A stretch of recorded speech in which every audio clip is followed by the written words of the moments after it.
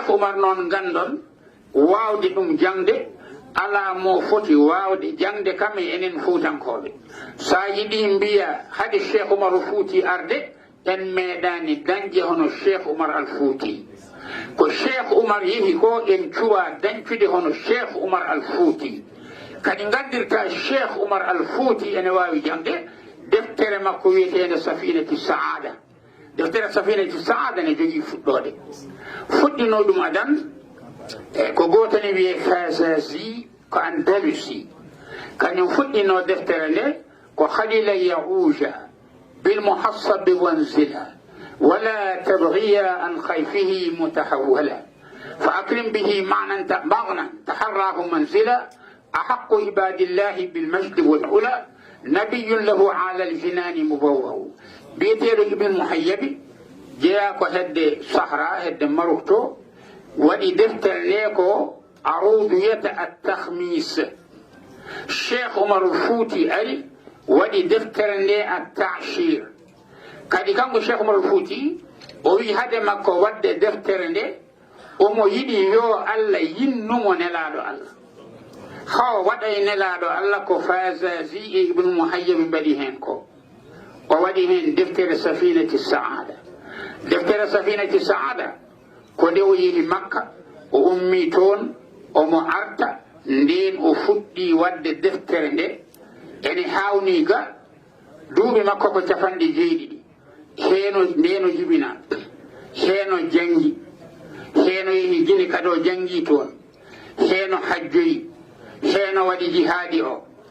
ɗeɗo defte ɗe o windi ga ɗum ɗo so wonani e ballal Allah hay goto wawa windude ɗum kanko waɗi Safinati Saada o adde muɗum konngudi e ɗemgal arabeɓe dadi defte ɗe jangeten ɗo ɗe ɓuri mawnude defte men ɗe jangeten ɗo ko Maqamatil Hariri e Shu'ara o addi to nder deftere makko to konngudi daɗɗi defte arabeɓe ɗe jangeten ɗe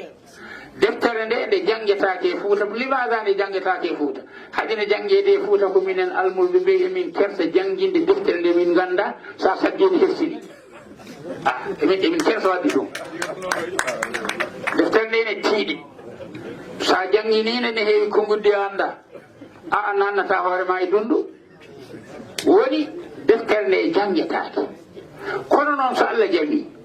deftere nde ma nde jangi min mi tawama dimat ziyara 2017 mbimi ngare wonon fuutankoɓe eɗen janga ɗemgal arabeɓe eɗen jogui ceerno fuutankoɓe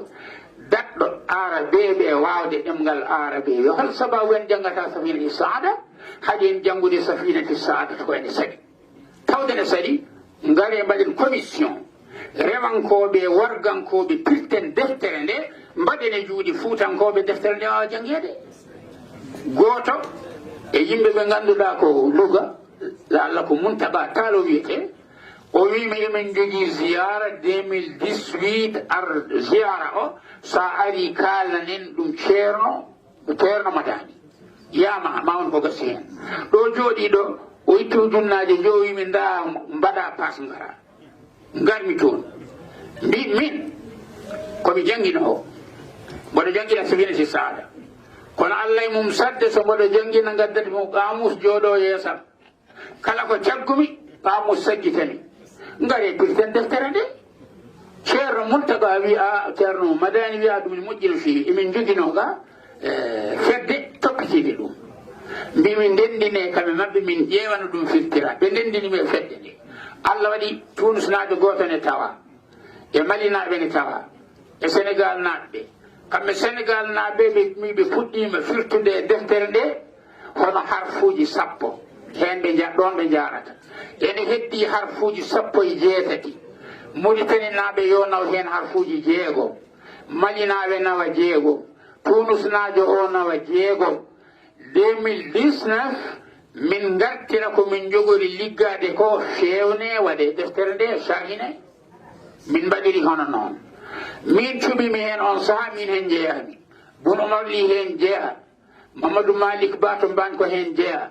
ceerno Madani watti hen Mouhammad Al Kamil Baro ɓi ceerno Ndiaye Baro to Nouadhibou o watti en sukaaɓe ɗiɗo kellinaɓe on wiye Mouhammadou o yene wiye Ahmad min jogino ɗum mone mabɓe fof dokkumi ɗum hen harfu min liggi e 2018 o min gayni komin ponno wadde ko min nawti ɗum 2019 oɗo ziyara jogorɗo arde e meɗen woni ziyara battintoɗo momin pewnata Safinati Saada kadi Maroku fodde ko o wi fodi ene jogori muulande yimɓe deftere nde so tawi muulama deftere nde en dokkama ɗum ma en ɓeydito e wawde ɗemgal arabeɓe ɓeyditagol cattugol wonata wahay arabe goto e hoore mum daɗani en kadi deftere nde waɗi nde arabe jeyaɗo to qur'ana o tellino to woni Madinal Munawwara to woni Makkal Mukarrama to so timi e Safinati Saada mo Cheikh Oumar ibn Saïd Fouti waɗi o ko haala makko o tawa to woni konngudi mabɓe kawe ganda ko ɓe arabe ɗum ko Cheikh Oumar Fouti oɗo hono mum ɗumana woni so Allah jaaɓi deftere nde gassi mane nawe e duuɗi Fouta fof watta jangede